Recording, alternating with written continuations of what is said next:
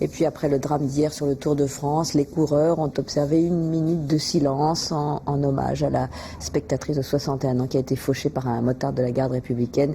Les cyclistes ont ensuite pris le départ de la 15e étape à Pontarlier.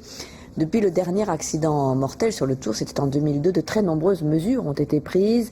14 000 gendarmes, près de 10 000 policiers sont mobilisés sur les différentes étapes pour assurer la sécurité et effectuer un travail de prévention. Jean-Pierre Ferret et Anne Barrier. Restez bien en dehors de la chaussée, s'il vous plaît.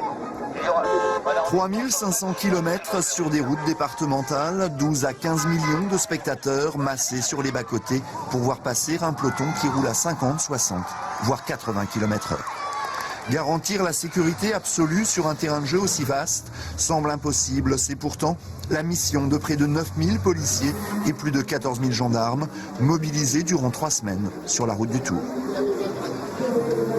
Le spectacle du Tour de France est un spectacle ouvert, c'est ce qui en fait la richesse, on est au contact des coureurs, mais la route est un lieu qui peut être dangereux et l'escadron motocycliste de la garde républicaine est chargé d'assurer cette bulle de sécurité, mais il faut que les personnes, et je le répète ce soir, restent bien sur les accotements et les trottoirs.